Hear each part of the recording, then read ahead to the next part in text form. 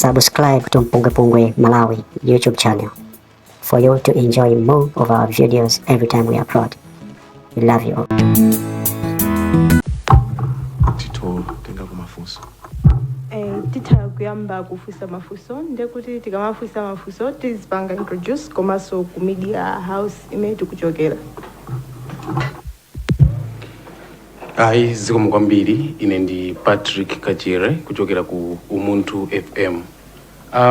Mafuna nditamvetsetsa kunena zoti tinene zoti mene ndondomeko yokhazikitsa ntchito imeneyi boma linali lisanakonzeke bwinobwino chifukwa mwafotokozapo kunena zoti pakhala pali mavuto osiyanasiyana makamaka pakatsitsidwe ka mafuta ku madoko. Mwina pamene papa zimene zizakhala zimabweretsa pressure makamaka mpanipani pa nkhani ya mafuta mdziko muno. Funso langa lachiwiri likhuza kunena zoti pa nkhani ngati imeneyi tili ndi ngongole zochuluka bwanji siko.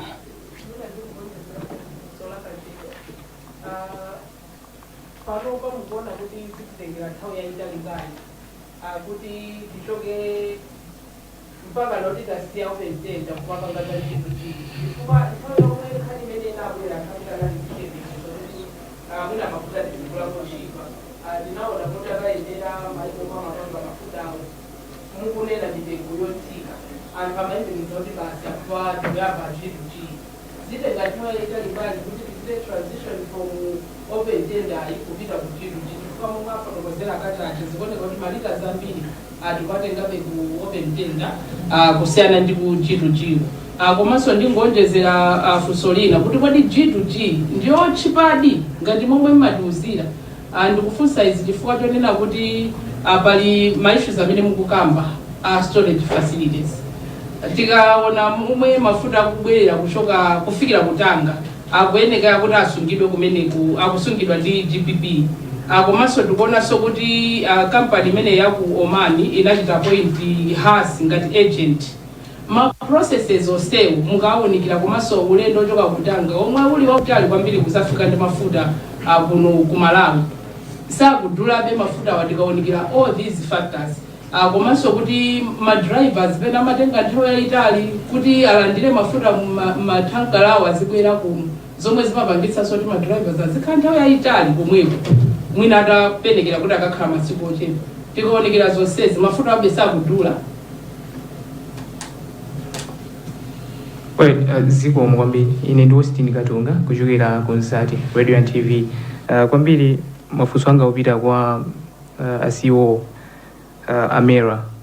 Timangofuna kudziwa zokhudza za malamulo amene mwapereka kwa ine yake amalo omwetsera mafuta kuti munapatsa nthawi yaitali motani kuti mwina athe kukwaniritsa mfundo zina zomwe mwayika mwachitsanzo nkhani ya yoyika ndithu ma CCTV cameras mwapereka mpata ukwaniradi mukunena kuti kuyambira pa 1 September mukhale mukuonetsetsa kuti malo omwetsera mafuta onse amene ndithu ndosachepera 300 ali ndithu ndi ma CCTV cameras.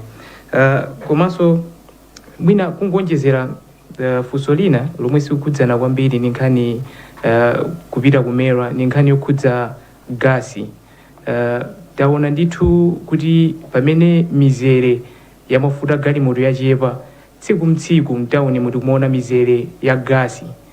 Chuchitika mchani, vuto mchani, ndipo mwina vuto limeneli ngati inu bungwe la Mera mukhale mukuthandiza kuthana nalo motani. Zikomo. Pana kali pano yankheka emafuso apini. Okay. Munafunsa kuti kodi mene nkhani mene imalengezero ya G2G simunalirede ndiyankhe motere. G2G sifo yamba ku panga arrangement ya G2G. Boma la Malawi linaphunzira ku Kenya. For Kenya anayamba G2G I think 2 years ago around that time, and adaphunzira ku Kenya ndimene went nkhani ndi yabwino ma savings alipo because mwina ndinene mwachidule simafuna kupita mmafika zifa nthawi ina amakhala osokoneza koma ngati G2G inabwerayi yeah, G2G inabwerai mwina about 1/3 ya ujeni ya premium. Okay, so mafuta makhala ndi fixed cost amati Platts, ndiye the differentiator imakhala premium yamene akupatsanaje. So premium ija ngati G2G compared ndi open tender system. So now I have no choice in the end show my figures. So premium ya G2G ngati ya OQT is on average about $62 per metric ton. Tikatengera premium ya open tender system, and about the lower one is 175.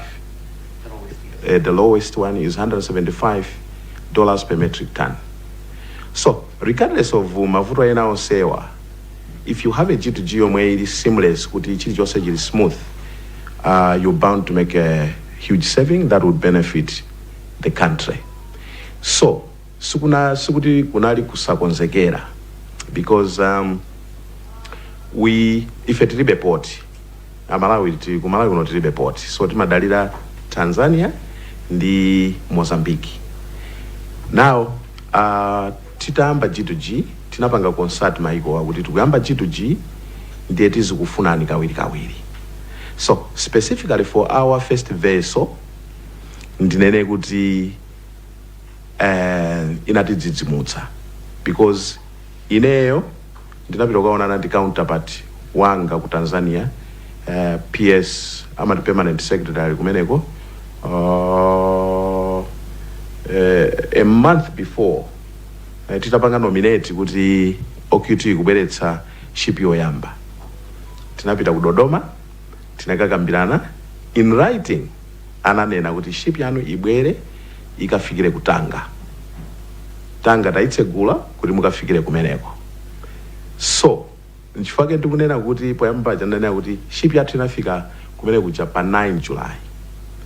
So yafika pa 9 July, ananena kuti no,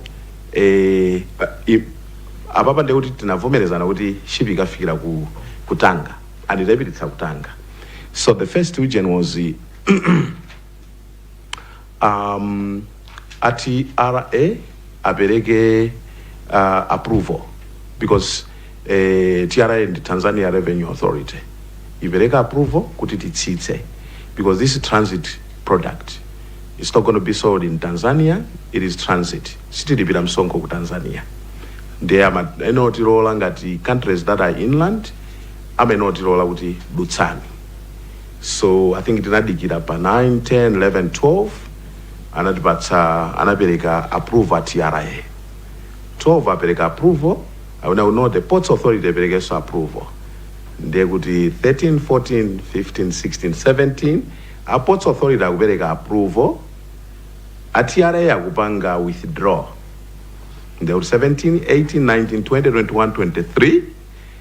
Then I think with everybody engaged now, no. Now this is a security issue, because if it madikira mafuta wabwere, it wasn't. That's why pakati pena pake panakanga kuti mafuta ativuta ifa. Our hope was akafika mafuta atawerekera nthawi yoyenda kunafika nthawi yakuti, koma tinadikira 24 days kuti truck yoyamba ilowe. Now I want to take you back to where we are starting from. We had already discussed in Tanzania, and we had in writing been given the right to berth.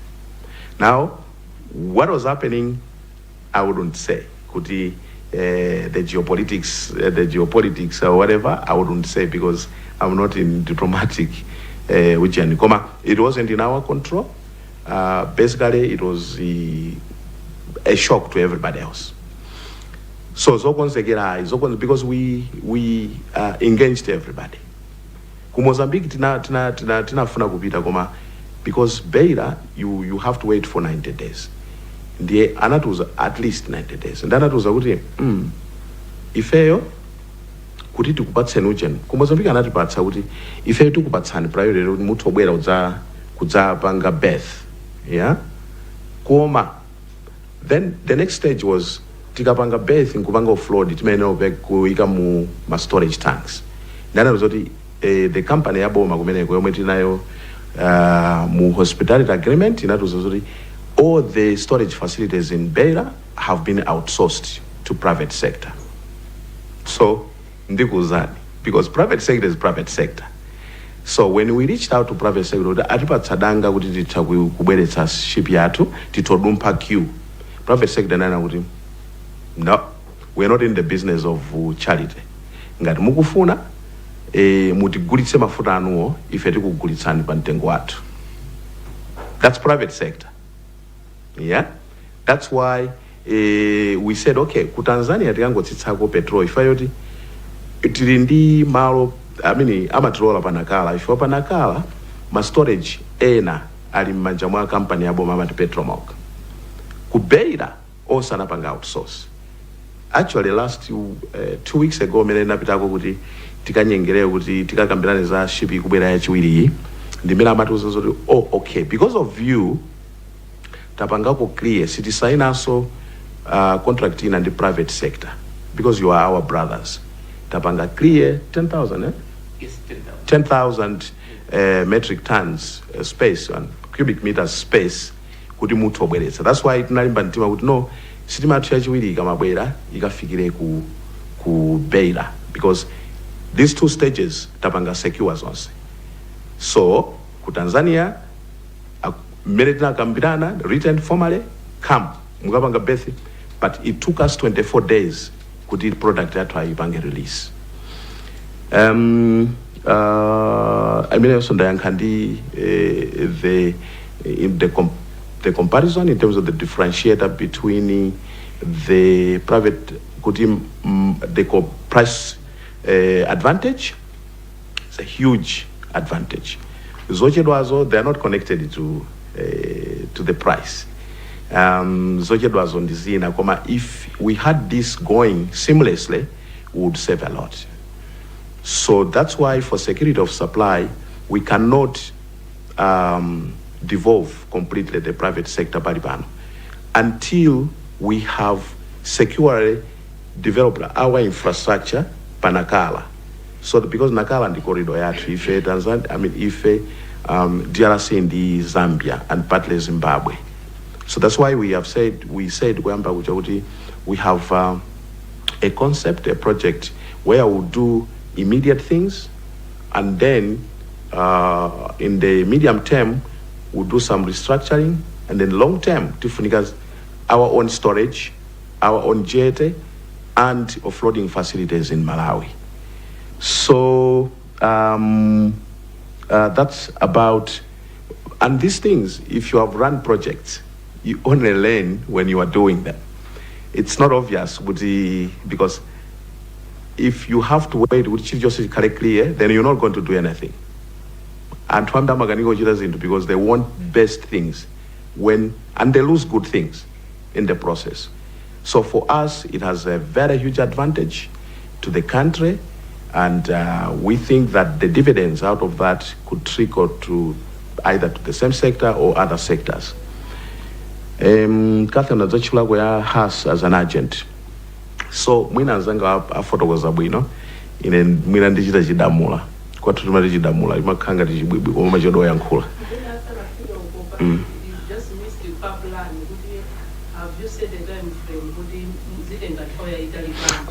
Okay. So to go complete, because we still have defined the first 6 months as transition period.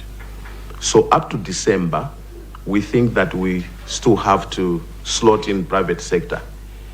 Beyond December, we'll have done our infrastructure reconfiguration at Nakala. We should be able to now operate seamlessly. We want to concentrate on Nakala corridor. For now, we have to concentrate on Nakala. So we have planned up to December, we should still have the 2 systems running concurrently. So akachacheka bena aje muyankheko za has kuti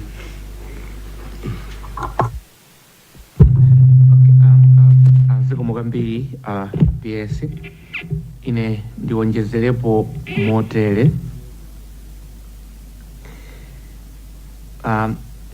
Pamene timu imene inatumizidwa ndi boma inapita kukambirana ndi makampani a boma mayiko amene itatchulaja United Arab Emirates, Bahrain, Kuwait, Saudi Arabia and Oman. Tinauza makampaniwa kuti ife what we are interested in the mafuta being delivered to the ports where we can collect these products from. And in our specifications, we were very clear that it is up to the G2G supplier kupanga oka or indeed to use any of their partners.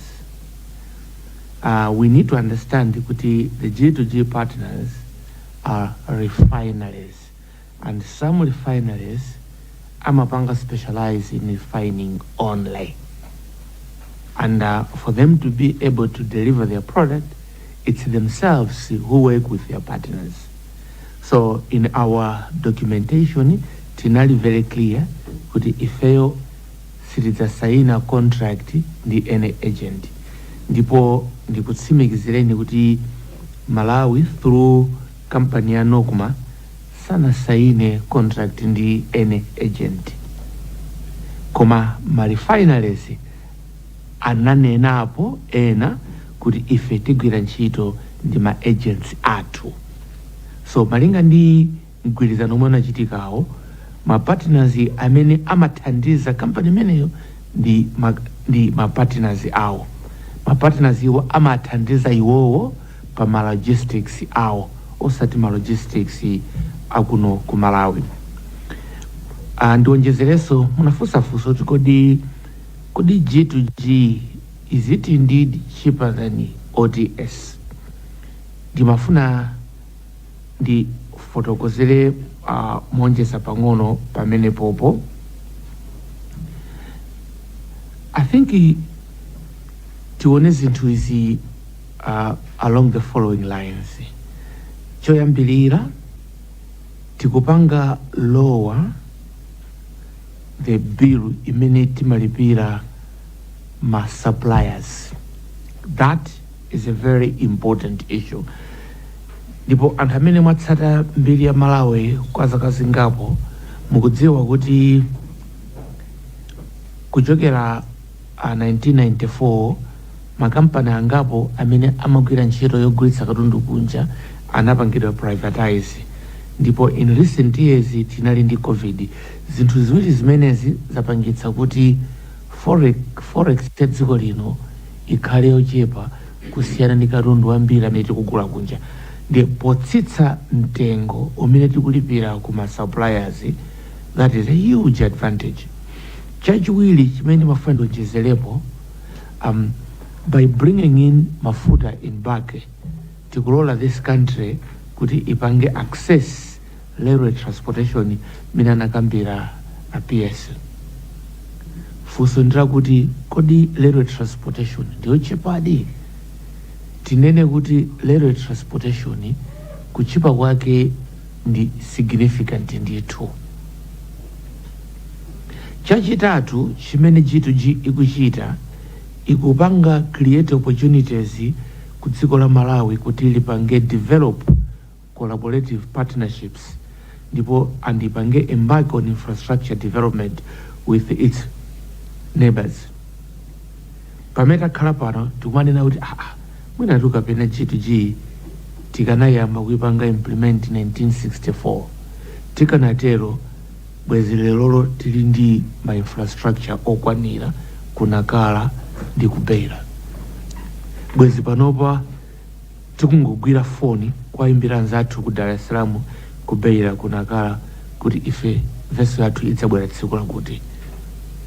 Nde amati kuchedwa siku lakwika. Chachikulu ndiye kuti pamene anthu mwazindikira kuti tisinthe zinthu tiye tisinthe. So G2G ikupereka ma opportunities ku dziko la Malawi kuti ithe kupanga develop such collaborative partnerships ndipo ipange embark on infrastructure development. Chachinayi G2G ikupereka somwayi ku dziko la Malawi kuti ipange take back full control over fuel imports. Pamene kupanga take back fuel imports ndiye kuti titha kupanga determine mitengo imene tikugulira mafuta kusiyana ndi mbuyo muno. Zimenezi zipangitsa kuti fuel security ikhale enhanced. Mafunso amene anatsalira kuti tiyankhe ndi amene ziko. Komanso advantage ina ndi ma payment terms. My payment terms are flexible because ngati ena mwa iwo amatipatsa nthawi ya LC 180 days which is half a year. Muchita establish LC koma mudzayilipira 6 months down the line. Pomwe awa business iwa ndi kwayunkwayo ndiye nthawi zambiri ndoti mukatero ndiye kuti ndalama zomwe zili pomwina zithu magwira ntchito ina mukusonkhetsa pang'ono. Maiko ena amene zidakhala ngati ku Kenya zinapangitsa ndithu Kenya shilling to stabilize, and that has a very, very huge advantage. Another advantage is that ena mwa iwo analola kuti azitipatsa ngongole. Ngati ena anatuzota muthu otenga 50 million liters osapereka chilichonse and opanda guarantee. So those are the advantages. Ndiyankhe konso za kuti kaya pala nkhala pakati ena mwina ndingowonjezera pang'ono ndimene ananena CEO kuti ndikufuna kwawo ma refineries.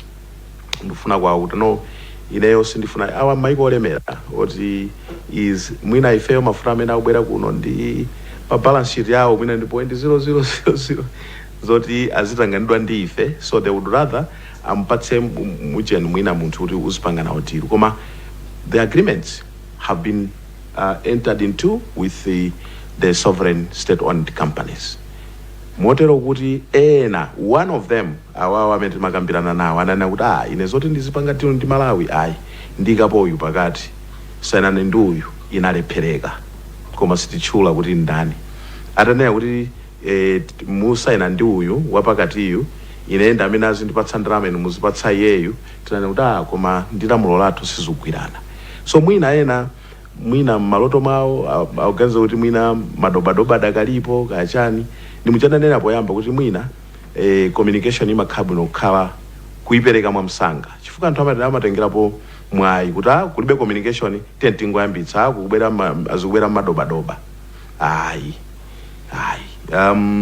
Ma contract ndi ma public documents kuli matichani lamulolo access you can apply kuti tufuna tione nawo uchenu contract you will see kuti it is really talking to the law.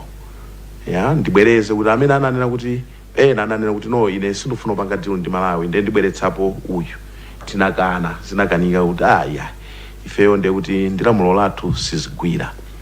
Koma mchandanenera kuti ifeyo zomwe taganiza pano pa as sector ndiye kuti tizibwera ndi information mwa msanga chifukwa kuti anthu ena maloto mwawo amagonza zosokoneza basi ndiye muona kuti tikakhala kuti tilipe abwera no pali dobadoba zomvetsa chisoni zoti mwenda mukuti kodi information akuitenga kuti. So that's what we can say. Thank you. Mwina round ina. Sorry, panali mafunso angapo amene anabwera directly ku Mera. Loyamba ena liko lamulo iloti ama CCTV akhale ogwira ntchito tapatsa nthawi andikonza mwina Director of Fuels and Gas koma izinzo ndi standard zangokhala kuti mwina tinapanga relax sitimakumbutsa pafupi ndi lamulo ndithu lachikhazikike ukamapanga apply for license awa ndi ma regulations ena malamulo amene umayenera utsate. Sungamapange operate filling station popanda viunikira makamera. Mafuta awa sinyemba sinkhuku timagulitsa under lamulo. It's a regulated product. Ndiye timafunika ifeyo regulator tizitha kumaona gulitsa bwanji pamenepo. Ndipo actually ndonjezepo kuti tidalembera more than 3 months ago in February dalembera ma filling station onse kuti apange upgrade ma system awa CCTV so that kuti akhale accessible remotely ndife. Ndiye kuti kumera kuja kukhala chirumu chimene anthu ntchito yawo nkumang'ana ma screen ama CCTV uchoka pano ukang'ana kudowa ukang'ana kuntcheu kuyang'ana aziona chuchitika ndi chani real time. So tinapatsa up to 30th of September kuti pamafika 30th of September every CCTV system imene muli nayo ikhale upgraded based on ma specifications awa, ikhale internet based, tizitha kulowamo ndi kuona zochitika. Yapanoyi ambiri wadayika tija toti tizichitopita ku office kwauko nkukalowa mu office mwawo nkumakayang'ana ndazikuza kuti oyi supervisor asunga maki ku CCTV kulibe amatero nthawi zina akaona kuti mubwera achotse hard drive kuyikapo ina yonongeka kuzati oyi yaonongeka nde tiona kuti ntchitidwe wauta mbwali uti ngothana nawo. So ikamafika na 30 September then it's by law kuti CCTV iliyonse ikhale remotely accessible with Mera. Panali funso lonena kuti gas wambaso kusowa zimatero nthawi zina vuto lake umayang'ana kwambiri pa shuga kuti ndamene wavuta mnyumba muno ndi tengane ndrama kugula shuga yesebelo zaziti kuti shat naiwala no masabati. Ndiye apapa pamene pachitika kuti forex ngasi yomwe tufuna nthu tiyiteteze anzathu agasiwa vuto lawo ndi forex amene anena kuti koma kuti tipeze forex yokwana yobwetsa gasi zikutivuta. Koma tatenga kale ma remedial actions. Number 1, Reserve Bank yapangidwa engage ndipo supported fully ndi a Ministry of Natural Resources kuti tipange ma specific allocations tsopano a gasi, ndipo izi zili mkati tikhulupira kuti masabata awiri atatuwa apezeka kuti gasi apezeka bwinobwino. Fika gasi athandiza ndithu kusamala zachilengedwe. Azathu a Ministry of Natural Resources achito tidandaulira kuti kusowa kwa gasi kuchitooneka kuchuluka kwa mitulo ya Nkhani ndi makala amene akulowa no mzinda. So ifenso tili ndi nkhawa zachilengedwe timazifuna, ndiye iya gasi sititengera nthawi chifukwa ndalama imafunika gasiko yacheperako pang'ono siyana ndi ya mafutayi. Zikomo kwambiri. Zikomo kwambiri. Panakali pano mwina amene ali ndi funso limodzi kuti titseke mwambo wathu. Ubwere, you should come on the mic. Kuti amene atimvera sopa ile sathe kukumvani.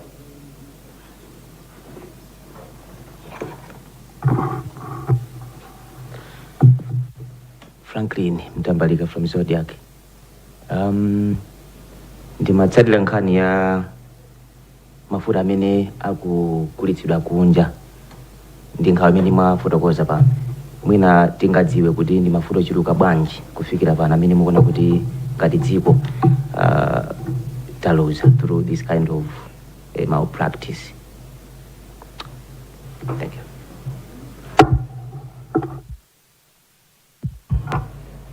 Can I Bas, follow up on that? So Just a follow-up. I think we should take one cause chifanya nthawi. Understandable, yes. But this is just a follow-up on that. Please, with your permission. CEO, mumafotokoza kuti mwina chifukwa chimene muganiza kuti mafuta akubedwa mafuta dziko lino likufuna ambiri ndi chifukwa choti mdziko muno tikatengera ndi maiko oyandikira akuchipa. Pali umboni wokuti mafuta aku Malawi ndi ochipa kutengera ndi maiko ena chifukwa tikamayang'ana mwina zikalata zimene zimapezeka pa masamba anchezo matha kupeza kuti mwina ku Egypt, ku Angola andi pali zifukwa zake zomveka bwinobwino. Koma kungonena kuti mwina mafuta aku Malawi aku ndi ochipirapo ndi umboni wanji otero andi ndi zifukwa zanje zimene tingakhale kunena kuti mwina mafuta athu ndi ochipa.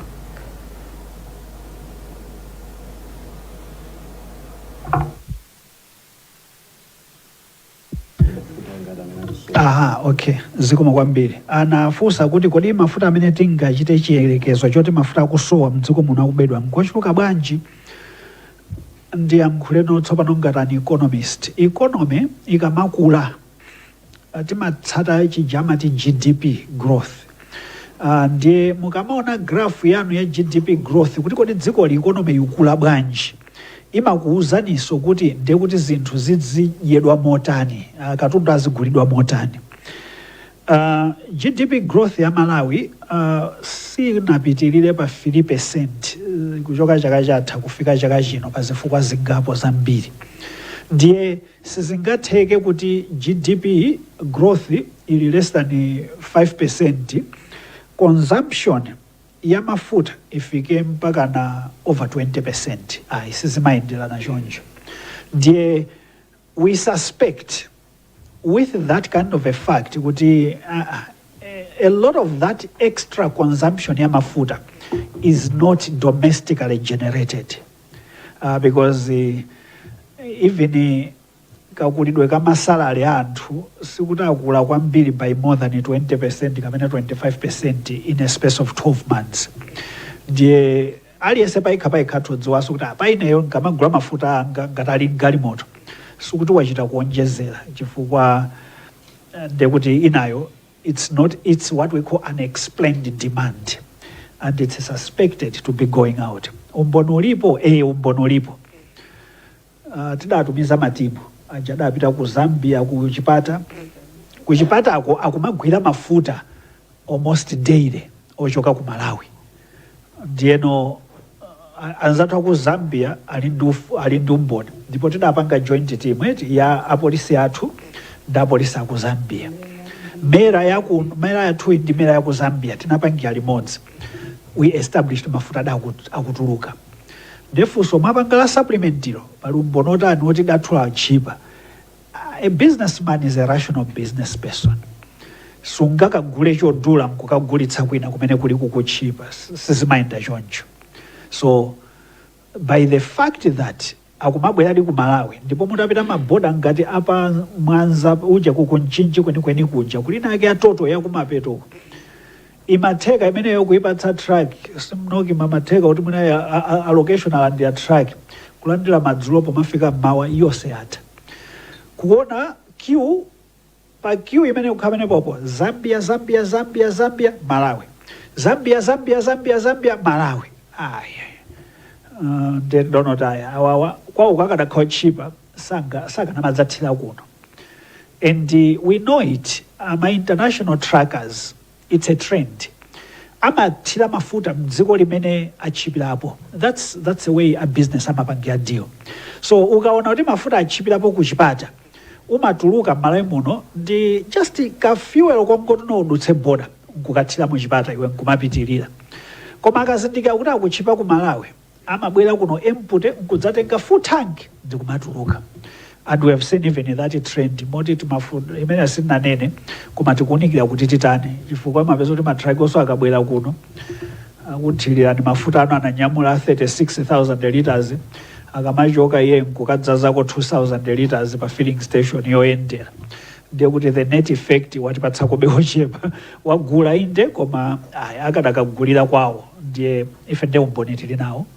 Ndipo ma joint operations enake awawa enawo achitika mwachibisibisi anzathu intelligence nda polisi ali ndi maumboni ino yomazionako munthu ananyamula madramu mwakuti amawoloka nawo pa ngalawa amafuna akagulitse ku Mozambique akadakhala kuti kuno konkodula ndiye ungatenge kuno odula umakagulitsa ku Mozambique sukagulidwa. Ndipo athu akachipa timaoneraso ma filling station ali mu ncheumo mu mbalimu ake mwathumu amatseka amakanika umapanga service koma athu akativuta mukamaona ma filling station ambali aja makastoma latho. So lero mtakati mkafuse kuti kodi filling station ili mbali mwa palizulu paja yakuncheu adangotsekaso because last time amagwetsa 3,000 chakuti so athu ngochipa.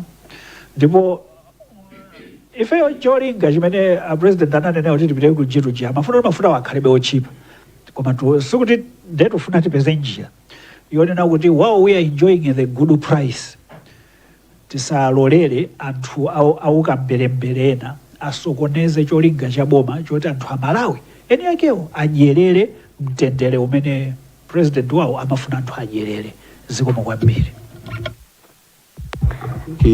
My figures in Makara now. In the surrounding, palibe amene akugulitsa less than 3,000. Yeah. Even in Tanzania is expensive. So matraka jakumabwera ndi appendage ana sogerera vimatanki kumunsi uko.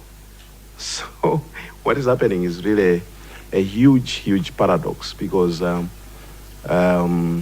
don't know whether it's healthy to say, but no, it's just something that situkulikonda dzikoli, because mafuta abweretsa mauchena chabweretsa tanka 30,000 cubic meters mukumuthira 6,000 matanka amene anasokerera kumbuyo. It's not fair. It's not fair. And mukaenda muziyenda chimwina chakumadzulo ngati kuno, you find it magamano ambiri aikati matanki kumbuyo. Mwina poti ndakuwuzani pano muyamba kupanga observe, koma muona kuti magamano ambiri tima 3-4 ton tili ndi matanki pano. Yeah, so that's the problem with such kind of things, that we don't cherish kuti it's ours. If we are enjoying optimal good prices and we are letting others, because ordinarily we would say, okay, solving this problem is just to equalize. You see, it will be same day. Yeah, but the president saying no, we don't want to go that step. Find other solutions. Yeah, come and let people enjoy the prices that are consistent with the G2G. So, yeah. Zikomo kwambiri pamene pande pamabega wathu wa msonkhano wa Atolankhani kuno ku Central Office of Information. Ndipemphe Patrick Kajere kuti atsekelenso ndipemphero. Tipemphere tikuyamikani Mulungu mphamvu zonse ukhala kumwamba maka chifukwa cha chikondi chanu chimene mwationetsera. Taonani munatisonkhanitsa malo ano kuti tikamve zimene atikonzera akuluakulu amene tinali nawo malo ano. Pamene tukabwerera makwathu khala nafeni litsogolereni mu dzina la mphamvu lopambana la Yesu Khristu pemphera. Amen.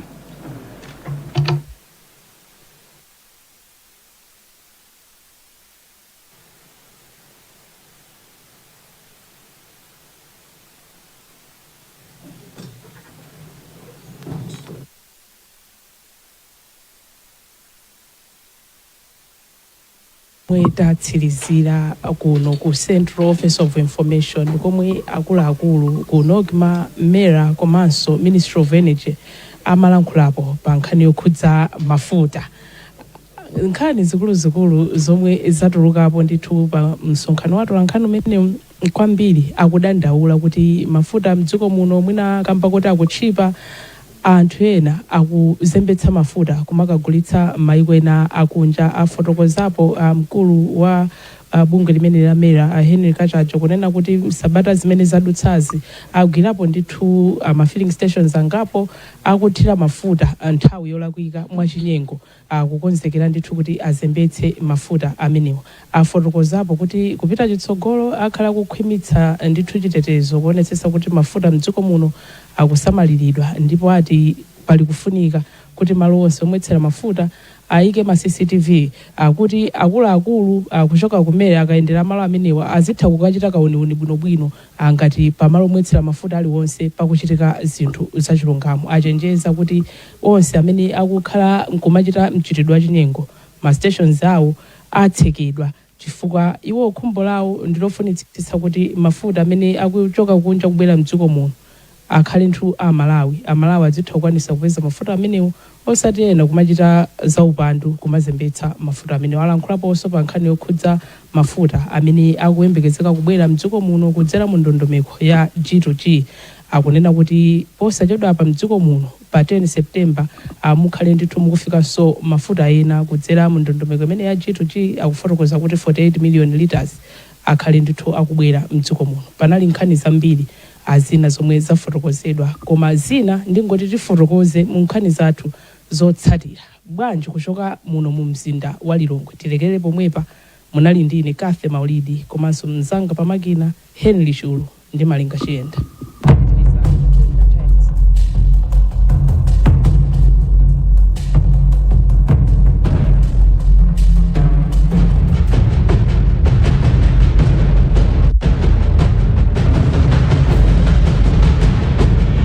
Talikira ndikaye pang'ono kwani mwini ma conferences ma bridal parties ana kusowa kukakhala kapena inuyo nda chikondi yanu mukufuna mukakhale mwalo wa pay kuli Royal Signature Houses mu mzinda wa Blantyre makamaka cha kulunzu tikachoka pa roundabout ya Pakamiza mapita kulunzu pakeni 1 minute chabe kuyenda wapansi mwafika pa Royal Signature Houses, malo amene pali china chilichonse, malo okongola bwino, security imakhala ili tight usiku usana. Inu ngati muli zochitika musachedwe, tiyankhuleni manamba amene ali musiwa kapena pa email imene ili musi, ndipo ife tizakuthandizani. Royal Signature Houses kulunzu mu mzinda wa Blantyre, malo wa pay ya ndalama kochepa chabe. Tabiriza kuonera izi. Subscribe to MPUNGWE-PUNGWE Malawi YouTube channel for you to enjoy more of our videos every time we upload. We love you all.